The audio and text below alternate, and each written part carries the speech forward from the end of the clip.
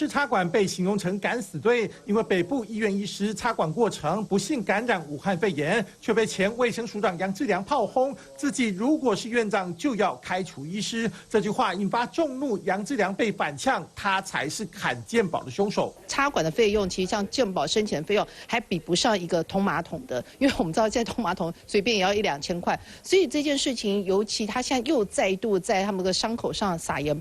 专业医师插管酬劳竟然比不上通马桶的费用，听起来极为讽刺。这政策更是杨志良在卫生署长任内拍板，插管可以申请的健保点数往下调成650元。对比一般水电行情，通马桶要1500元，这让不少医师气炸，炮轰杨志良不通情理。不管是插管或是电击压胸，觉得这个是救人命的事情嘛？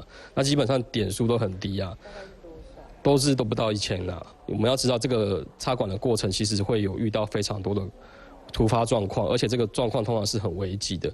所以他把病毒培养的一个 SOP 拿到负压一线的这个医疗现场讲，就显得有点不伦不类。再加上杨志良任内砍了6次健保给付药品器材价格，逼得不少国际大厂出走。这回大炮性格不仅没收敛，还反讽第一线医师，引发反作用力，要敲醒杨志良。3立新闻黄道峰、陈豪台北报道。